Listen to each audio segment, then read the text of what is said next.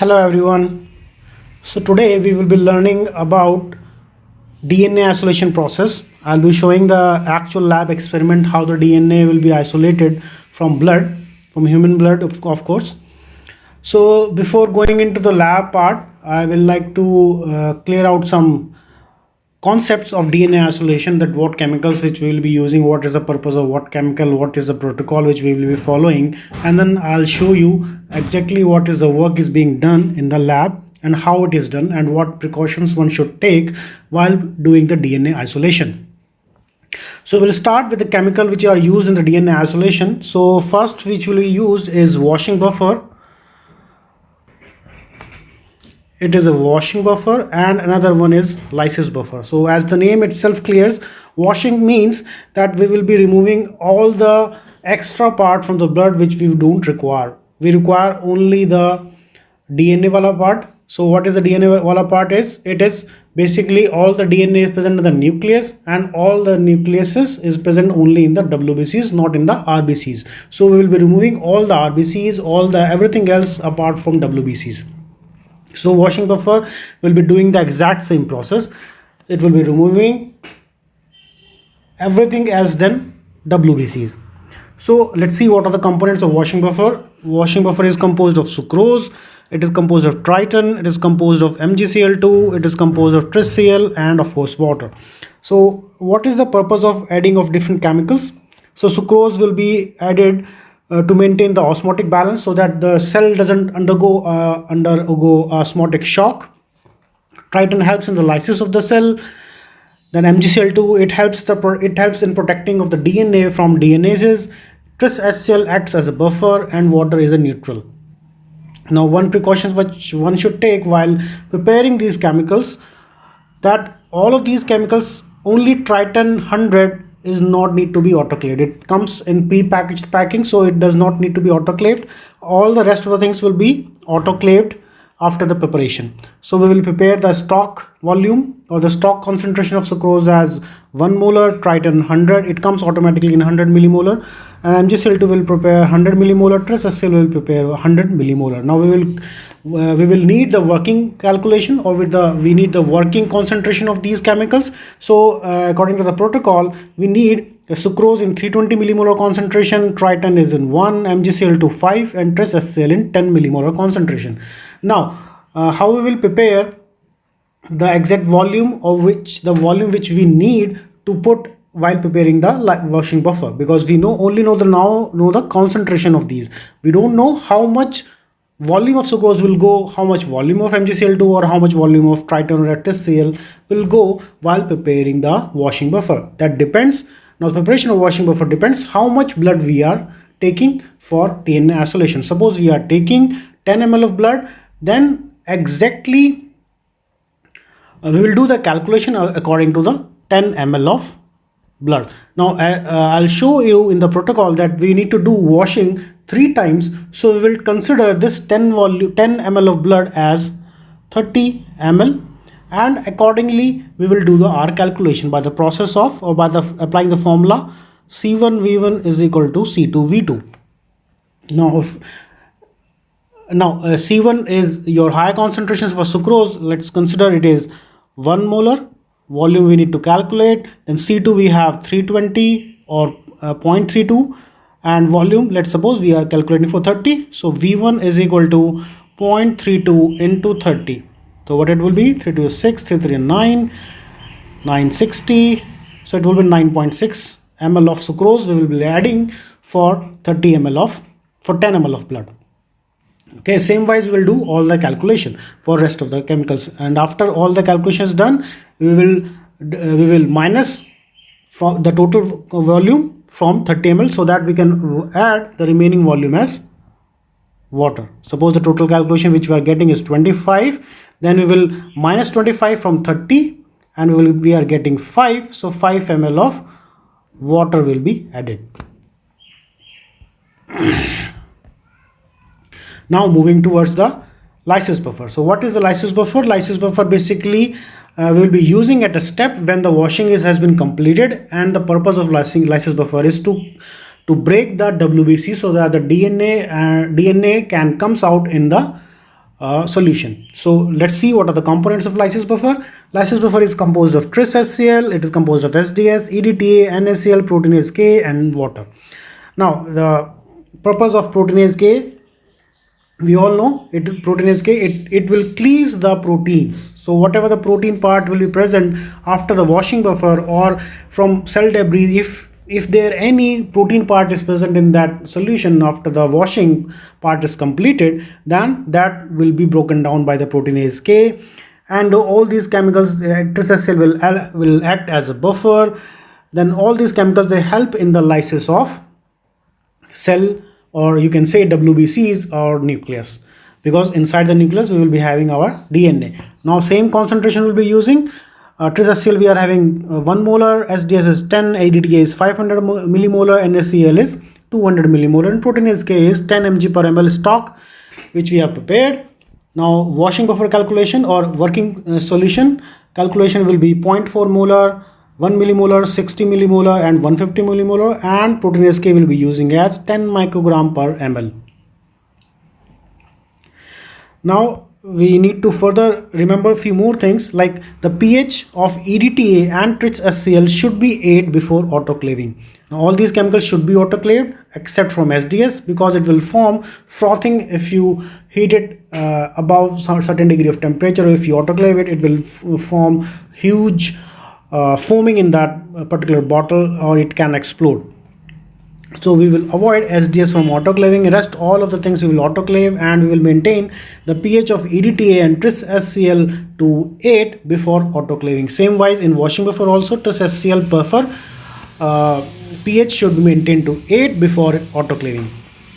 Now we will move towards the protocol of the DNA isolation. I'll briefly go through the protocol, and then I'll show you what exactly is happening in the lab, or how we are doing it in the lab.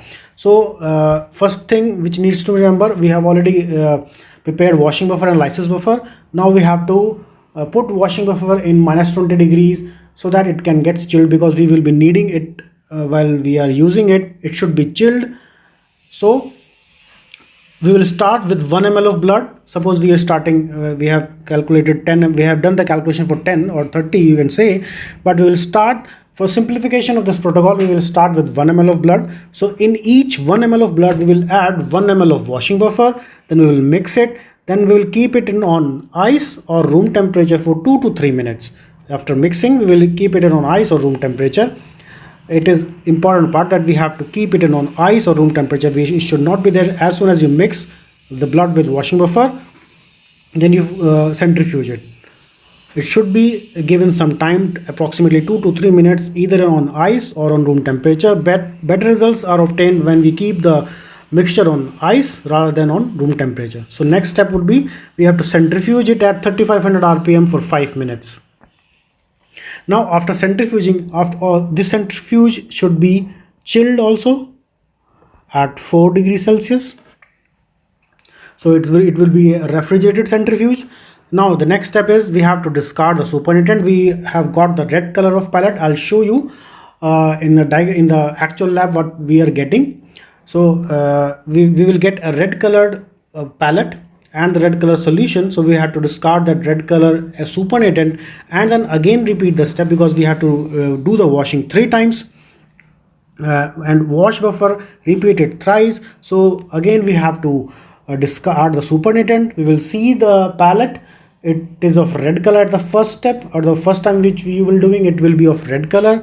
But as you repeat the process second and third time, the palette will become transparent on kind of white. It indicates that all the RBCs has been removed, because the red color is present in the palette because of the RBCs. So as soon as the RBCs will remove, the palette will become transparent or white. So 3 steps of washing has been completed. Now what we have to do is, we will be using our lysis buffer. So lysis buffer, purpose of lysis buffer I have already told you, it will help in the lysis of the cells of WBCs and nucleuses. So we will dissolve the pellet in 1 ml of lysis buffer and then incubate at 55 degrees Celsius for 3 to 4 hours. Or alternatively, we can also do it overnight at 46 degrees Celsius. So if we have to do the DNA isolation process in the same day, then we can go for 3 to 4 hours incubation. Or if we have another day, or we want to start fresh from the morning next day, then we can overnight incubate it at 46 degrees Celsius. Now after 3 to 4 hours or after overnight incubation, we have to prepare a solution of phenol, chloroform and isoamyl alcohol in the ratio of 24:1. Now we have to add this PCI mixture in equal volume. What it means? It means that the actual volume of the blood which we have taken in the beginning. In this protocol, we have taken 1 ml of blood. So we will be adding PCI mixture in 1 ml of blood as 1 ml. So 1 ml blood plus 1 ml of PCI. You will not be adding blood at this time. You have already added blood in the previous steps, so you will be keeping in mind that we have already added 1 ml of blood, so we will add 1 ml of PCI mixture after this step, after the addition of lysis buffer. Now we have to centrifuge it at 8K for 10 minutes, then repeat the step twice at 4 degrees Celsius. Now again we have to repeat this PCI washing or PCI mixture. We have to put it again for 2 times, and like the washing buffer, we have to discard the supernatant, but here the supernatant will not be formed. The palette kind of a thing will not be formed. Here after you add the PCI, 2 separate layers will be formed. So in the 2 separate layers, the upper layer we have to isolate and we have to put it in different ependrafts, and then we will add PCI mixture into those ependrafts. So suppose this is one ependraft, and after PCI mixture you will be getting 2 layers. Suppose these are 2 layers you are getting. So you have to take out this upper layer and discard this lower layer. Now the upper layer which you have isolated from this, you have to put in different ependraft, and then again add PCI. So again after centrifugation, because this step has to be done twice, so again you will be getting 2 layers, this one upper layer and this one lower layer. So again you will have to isolate or separate the upper layer and discard the lower layer. So this time twice this step has been done. Now in this supernatant or this upper layer which you have isolated after twice washing with PCI, you have to add CI in the ratio 24:1, and again the volume should be equal. Like suppose for 1 ml of blood you have started with 1 ml of blood, so you will add 1 ml of CI in each ependraft. Now we have to centrifuge it at 6500 rpm for 5 minutes, and again take the aqueous layer. Again after CI you will be getting 2 layers. This is the upper layer, this is the lower layer. So you again have to take the upper layer, and after taking the upper layer you have to put it into a different ependraft. Now to this aqueous layer you have to add isopropanol in equal volume. Now here equal volume means like whatever the volume of upper layer you have isolated or you have collected from after this step, like suppose you have calculated or you have isolated 400 microliter of upper layer, then you have to add 4 plus 400 microliter of isopropanol, and that isopropanol should be chilled. Now as soon as you add the isopropanol, then you will mix the ependraft, not in a rigorous fashion but just slowly. Like this is an ependraft, so you have to give this kind of a movement only, not this one, not this and this movement. You have to give this movement, and as soon as you start mixing, then you will see that a white kind of thread structure, will start appearing the ependraft. So this white thread is your DNA. Now you have isolated the DNA. Now you have to freeze it at -20 degrees of 1 to 2 degrees Celsius or 1 to 2 hours. This step is done to improve the efficacy of whatever the DNA has been isolated. Now we have to centrifuge it. After centrifugation at 12K for 10 minutes you will get the palette of DNA. Now after you are getting the palette of DNA, then you have to decant whatever the extra material is there in that appendrof apart from the DNA pallet, and then you have to do the ethanol washing. Ethanol washing is done by adding 70% ethanol and mixing the pallet in it, and then washing and then centrifuging it. Again the pallet will be formed. So the ethanol process is done to ensure any kind of removal of any kind of impurities which is present during the process of DNA isolation or might be present. So this step is done twice. Now again you have to centrifuge at 12K for 5 minutes. Now after this centrifugation, you have to decant the ethanol and keep the pellets or keep the appendroffs in the bottom of position. So suppose this is the normal position, so you have to put the appendroffs in this position so that they can dry. And you have, after completely drying, after total removal of everything is evaporated from the pallet, you have to add TE buffer in them. Now because TE buffer is added, so that TE buffer is used to store the DNA. It protects the DNA from unnecessary damage which can occur during the storage. So TE will be added for the protection of the DNA. After the DNA will be dissolved in TE and the pH of TE will be 8. So DNA will be stored in the TE buffer. So now this marks the end of the theoretical concept which I need to tell you before you undergo the lab process. So now we will go to the actual lab where it is happening. You can see we have shifted to the lab portion. Now as you can see here, the 2 ml appendroffs. Now these 2 ml appendroffs have already been filled with 1 ml of blood. We have taken 12 samples, so we have 12 ml of blood. So now since according to the calculation we have to do 3 times washing, so we need to calculate washing buffer for 36 ml of blood, because 12:3 is 36. So we will calculate the chemical composition of washing buffer and then chilled it.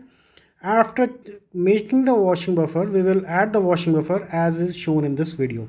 We are adding 1 ml of washing buffer in each 1 ml of blood. Now this video is showing that exactly how this process is done. The washing buffer is chilled and we are adding 1 ml of washing buffer in each of the 12 samples.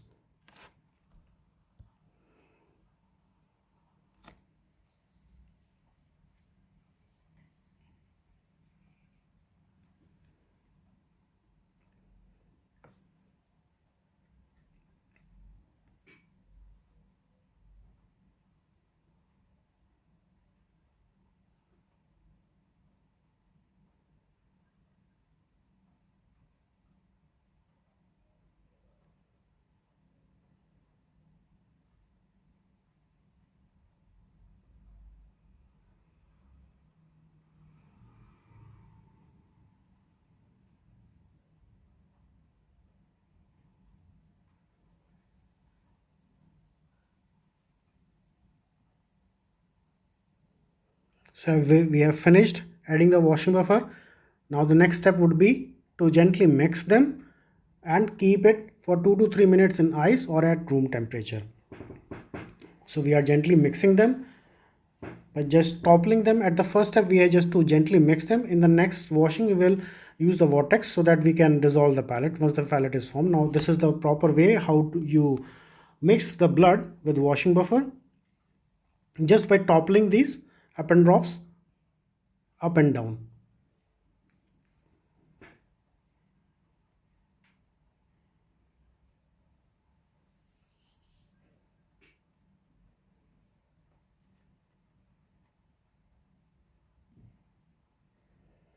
So we'll have to repeat the same process with all the appendroffs. Now we are setting up the centrifuge. The calculation would be 3500 rpm for 5 minutes. Now we have to run these samples in a centrifuge. It should be a cooling centrifuge because all the centrifugation should happen at 4 degrees Celsius. The temperature plays a very big role in the quantity of DNA which is isolated at the end of the process, because temperature plays a key role while we are centrifuging. While the DNA is being isolated, all the rest of the cells apart from WBCs are being separated. So we have to balance the centrifuge, as we all know that while centrifuging that we have to put equal numbers of appendroffs on the opposite side so that the centrifuge can be balanced. Otherwise the centrifuge can centrifuge motor can get harmed or damaged.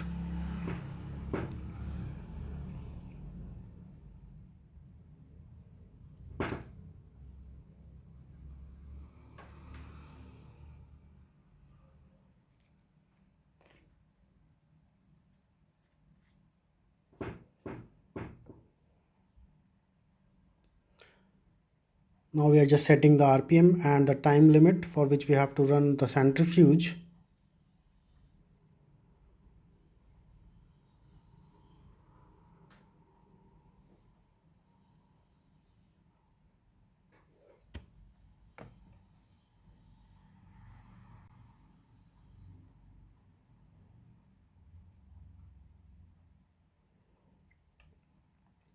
Now the centrifugation process is over. Now what we have to do is we have to discard the supernatant, and the pallet we have to save.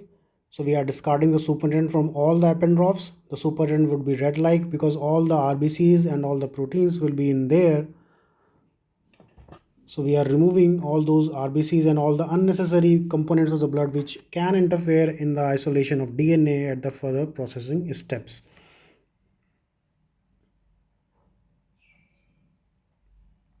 We have to remove the supernatant from all the appendraufs.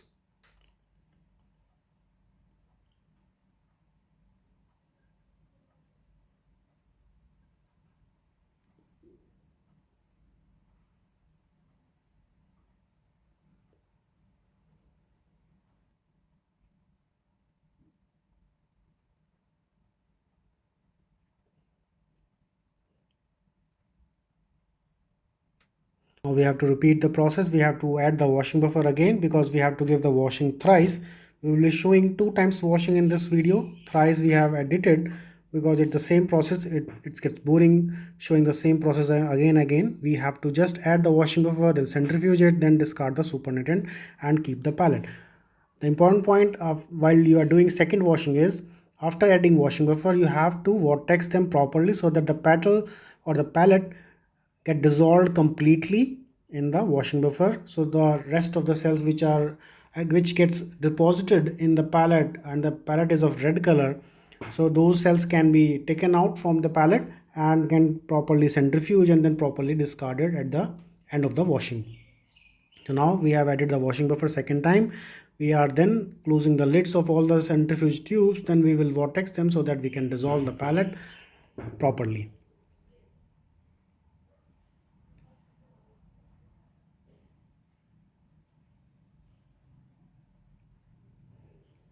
Now we are vortexing them. We can do vortexing 2 at a time or 3 at a time, 4 at a time, whichever it is comfortable for any individual. If there are 2 process or if there are 2 people which are involved in DNA isolation process, then the 4 at a time can be done. But since single individual is doing this experiment, so 2 at a time can be easily done by an individual. 3 at a time would be difficult for one individual because they vortex at a very high speed. So there is a chance that the centrifuge tubes get broken or get spilled off somewhere.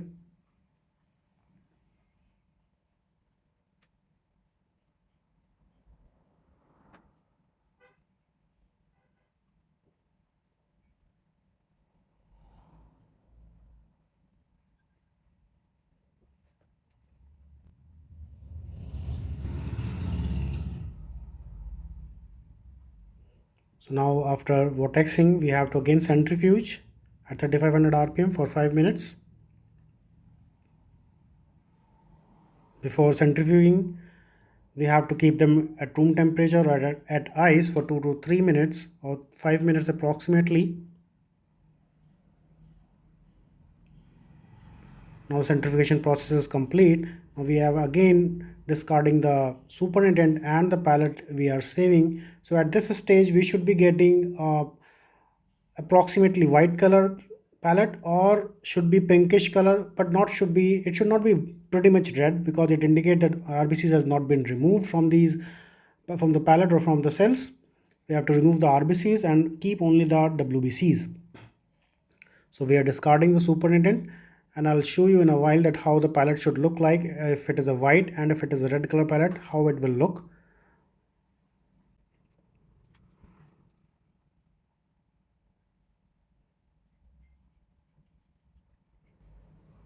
So this is a white color palette, which is ideally should we get after the second step or third step of washing. This is a white color palette, and I'll also show you how a normal palette will look like. It would be kind of a red color palette.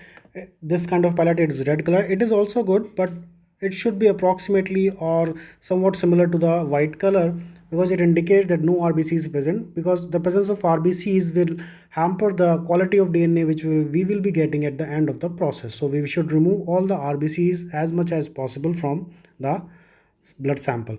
So now the third step of washing has been completed. Now we are adding lysis buffer into them. Equal amount of lysis buffer, 1 ml of blood we have taken, so we are adding 1 ml of lysis buffer in each of the appendrophs. So as you can see, there is a palette formation is already done, and as we are adding lysis buffer, then the palette is getting upside so that it is not properly dissolved. So we will dissolve that palette, and then we will incubate the samples for the further lysis of the WBCs, and so that the DNA can come out from the cells. Now we are adding the lysis buffer one by one in all the appendrophs. One important point while preparing the lysis buffer is that you should add the proteinase K at the end of after you have added all the chemicals in the lysis buffer, or rather you should add proteinase K. You should prepare lysis buffer without proteinase K, and you should add proteinase K in individual samples separately, because that would, now we are adding the proteinase K here. We are adding proteinase K individually in each of the samples. That has been reported to give better DNA yield, rather than we are adding the proteinase K in the complete lysis buffer as a whole. Now we are adding in individual samples, we are adding lysis buffer. The lysis buffer, the concentration, I have already told you, it is 10 micrograms per ml.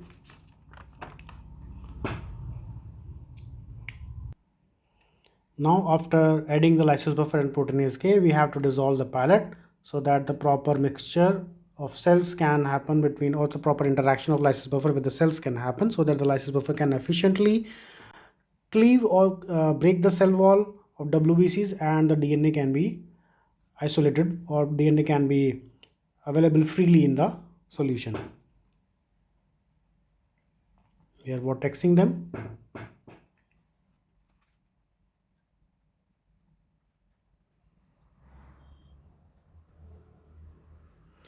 Now this is the step we have where we are incubating the samples or appendrophs overnight. So we have to maintain the temperature of 46 degrees Celsius. We have just opened or in the temperature, so it would be approximately 39. So we will setting the temperature at 46 so that we can incubate the samples overnight for 46 degrees Celsius.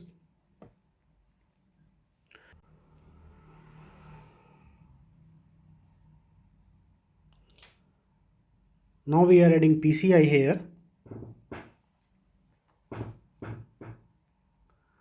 So we are adding equal amount of PCI in each of the samples, in each of the appendrophs. We have taken 12 samples initially, so we are adding 1 ml of PCI into each of the samples. Now what is the process of PCI, or what the function of PCI is? PCI helps in the separation of DNA from the proteins.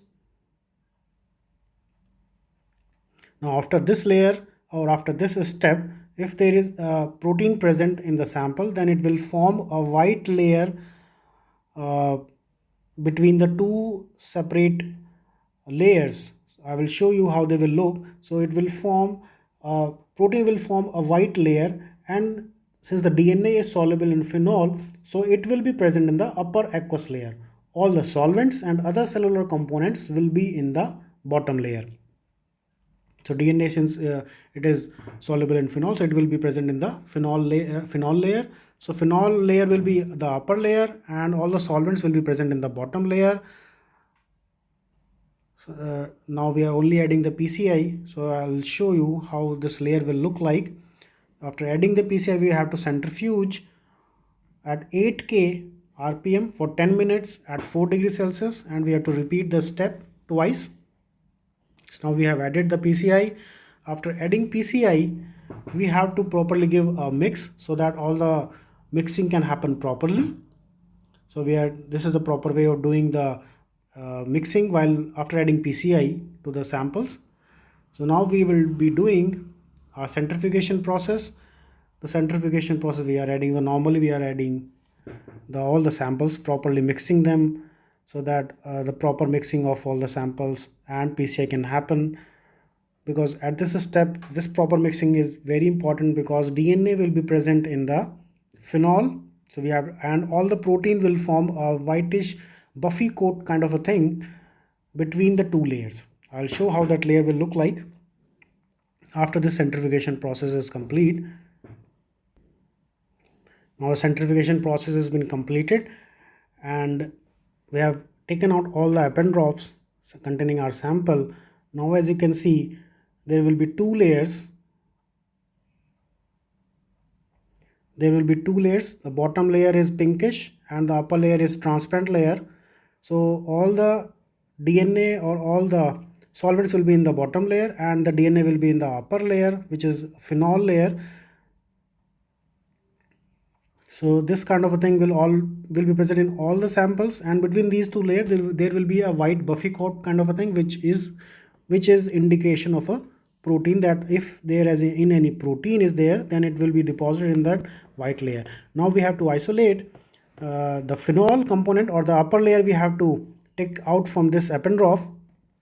So now this is the process how you have to take out the appendrop, or how do you have to take out the upper layer from the appendrop without disturbing the bottom layer. This is the key of doing this step, that you have to take out the upper layer without disturbing the protein layer or the bottom layer, because if you disturb the bottom layer, the protein layer, then the protein will come while you are sucking, while you are doing the pipetting of the upper layer, and then there, what the sole aim of this step would be hampered, because we don't want protein in our further samples. We only want our PCI mixture and our DNA. So now this complete process we have to repeat for all the samples. We have to take out the upper layer. This step is very important, because if protein is there in this step, then it will hamper the further processing of DNA. So as you can see here, this is, I'm showing in a close-up that how you have to take out the upper layer. You have to keep the pipette or tip at the corner, and slowly you have to go down without disturbing the bottom layer, and you have to take out the upper layer in the same fashion. And you have to discard the rest of the components, because we don't need the rest of the component. After isolating or after collecting the upper layer, we have to put them in the different set of appendrops. So again, I'm showing that you have to keep the tip at the corner, and then slowly you have to go down with sucking of the pipette. Now this is the second washing we are doing. We have completed the first step. We are now adding again PCI mixture into the samples. So this is how they will look. They will again form two different layers, or two separate layers. Once you add the PCI mixture into the DNA sample. Now we again have to centrifuge them. See how beautiful they are looking. As soon as you add the PCI mixture, they will form two separate layers.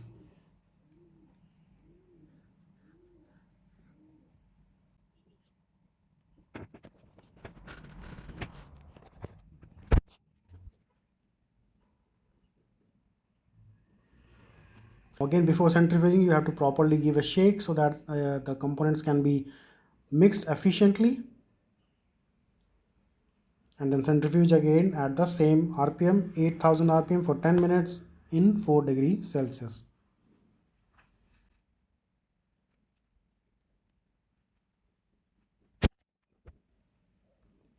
Now the centrifugation process is over.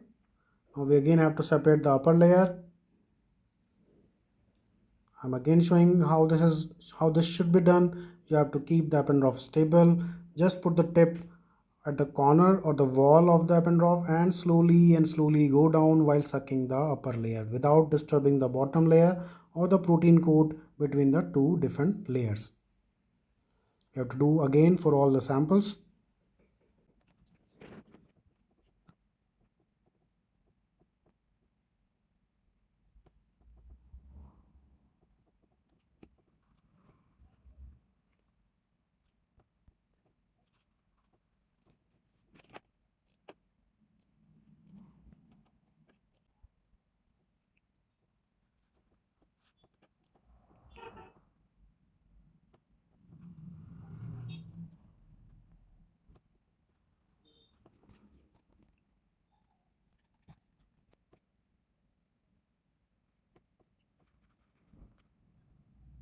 So now this is we have completed the PCI step. Now we have added the CI and then centrifuge the samples. Now after CI also we will be getting two different layers, but since in the case of phenol we are getting pinkish layer and a transparent layer, in case of CI when we are doing the washing or when we are doing the CI step, we will only getting two separate transparent layers. We have to again isolate or extract the upper layer. Now the process of the functioning of CI is CI helps in the removal of phenol as it is toxic to DNA. Now since we have added the in the first step we have done the phenol washing, so phenol is toxic to DNA, but since DNA is only soluble in phenol, so we have to complete that step. Now in the next step we have to remove the phenol so that we can get good quality of DNA. So in that step we are adding CI in the ratio of 24:1 and then again centrifuging the sample. After centrifuging the sample we will get two different layers, and then we have to take out the upper layer, upper aqueous layer, then we have to put it into different ependraws. So now this process is being done, the CI has been added, samples have been centrifuged, and the upper layer has been taken out and they are being put into a different append.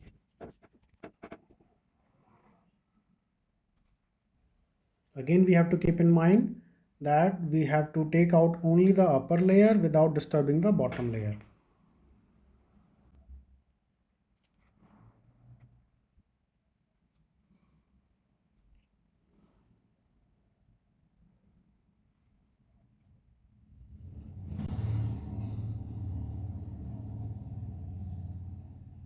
Now this step we are adding isopropanol in equal volume, or if we have to add ethanol then we have to add 2 times of the volume. So isopropanol should be chilled while it is added.